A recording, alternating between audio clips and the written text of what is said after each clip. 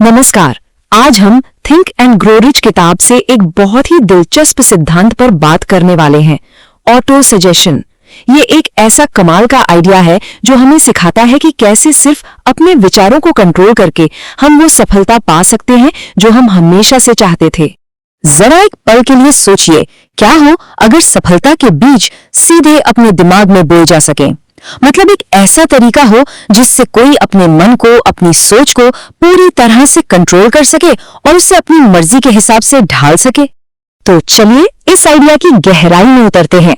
हमारा पहला सेक्शन है मन का उपजाऊ बगीचा, जहां हम समझेंगे कि हमारे अवचेतन मन यानी सबकॉन्शियस माइंड में आखिर कितनी शक्ति है। नेपोलियन हिल एक बहुत ही बेहतरीन एनालॉजी देते हैं। वो कहते हैं कि हमारा अवचेतन मन एक उपजाऊ बगीचे की तरह है। अब देखिए, अगर आप उस बगीचे में जानबूझ के अच्छी फसल यानी पॉजिटिव विचारों के बीज नहीं बोएंगे तो क्या होगा? उसमें अपने आप ही जंगली घास फूस यानी नेगेटिव विचार उगने लगेंगे। और यहाँ एक बहुत मजेदार बात है, हमारा अवचेतन मन सही और गलत में फर्क नहीं करता। वो जजमेंटल नहीं है। वो तो बस उन विचारों को सच मानकर उन पर काम करना शुरू कर देता है जिन्हें हम अपने ऊपर हावी होने देते हैं, फिर चाहे वो पॉजिटिव हो या नेगेटिव। इसीलिए तो सचेत होकर अपने विचारों को कंट्रोल करना इतना जरूरी है। तो फिर सवाल ये उठता है कि इस अनियंत्रित मन की समस्या का हल क्या है? बस यहीं पे हमारा अगला टॉपिक आता है, ऑटो सजेशन क्या है। ये आप कह सकते हैं कि उस मानसिक बगीचे की देखभाल करने का एक टूल है। ऑटो सजेशन यानी आत्म सुझाव, ये हमारे चेतन मन जहां हम सोचते समझते हैं और हमारे अवचेतन मन जो हमारे सारे कामों को कंट्रोल करता है के बीच बातचीत का एक जरिया है। सीधे सीधे कहें तो ये जानबूझकर अपने अवचेतन मन को प्रभावित करने की एक कला है। चलिए अब थ्योरी से थोड़ा प्रैक्टिकल पर आते हैं और देखते हैं कि ये असल में काम कैसे करता है। हमारा ये सेक्शन है अमीरी के 6 कदम, एक प्रैक्टिकल ब्लूप्रिंट। इन स्टेप्स को ठीक से समझने के लिए नेपोलियन हिल एक बहुत ही साफ उदाहरण देते हैं। मान लीजिए कि किसी का लक्ष्य है $50,000 कमाना, एक बिल्कुल तय, एकदम स्पष्ट रकम। तो ये रही वो 6 स्टेप वाली विधि। पहला, पैसों की एक बिल्कुल सटीक रकम तय करें।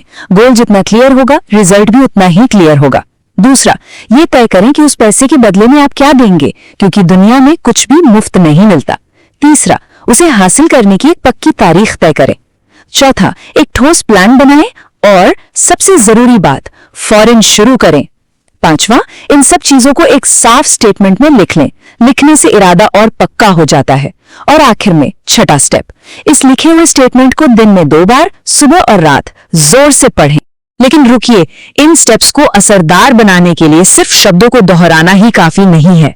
जैसा कि हिल ने खुद हमें चेतावनी दी है, सादे भावनाहीन शब्द अवचेतन मन को प्रभावित नहीं करते। तो सबसे जरूरी बात यह है कि अवचेतन मन सिर्फ उन विचारों पर काम करता है जिनमें इमोशन यानी कोई मजबूत भावना मिली हो, और विश्वास या फेथ वो सबसे ताकतवर और सबसे असरदार भावना है जो इन विचारों को असलियत में बदलने की शक्ति देती है। अब ये सब सुनने में कुछ लोगों को शायद थोड़ा जादू टोने जैसा लगे, तो आइए अगले सेक्शन में देखते हैं कि ये सिर्फ कोई मनगढ़ंत कहानी नहीं है, बल्कि इसके पीछे विज्ञान भी है। हमारा सेक्शन है जादू से आधुनिक विज्ञान तक। इस आइडिया का सफर बड़ा दिलचस्प रहा है। 1900 की शुरुआत में एमिल कूए ने पॉजिटिव अफर्मेशन से जबरदस्त सफलता हासिल की। फिर 20वीं सदी के बीच में इसे स्टेज हिप्नोटिज्म से जोड़ दिया गया और मीडिया ने इसका मजाक उड़ाया, जिससे इसे काफी धक्का लगा।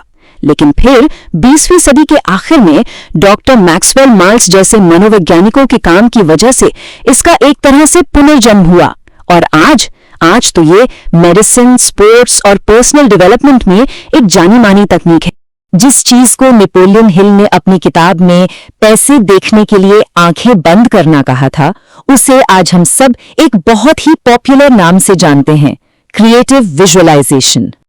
और आज इसके इस्तेमाल की लिस्ट तो देखिए कितनी प्रभावशाली है।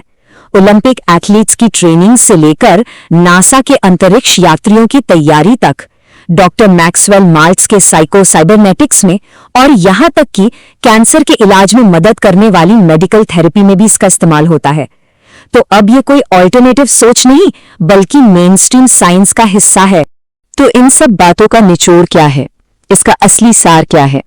चलिए अपने आखिरी सेक्शन की तरफ बढ़ते हैं जो इस पूरे शक्तिशाली आइडिया का सार हमें बताता है, अपनी आंतरिक दुनिया में महारत हासिल करना। हिल ने एक बहुत ही गहरी और हिम्मत वाली बात कही, मनुष्य अपनी सांसारिक नियति का स्वामी है। ये एक बहुत बड़ा दावा है, लेकिन इसके पीछे एक ठोस वजह है, और वो वजह है अपनी ही अवचेतन मन को प्रभावित करने की शक्ति। यही वो चाबी है जो हमें अपनी जिंदगी की दिशा को कंट्रोल करने की ताकत देती है।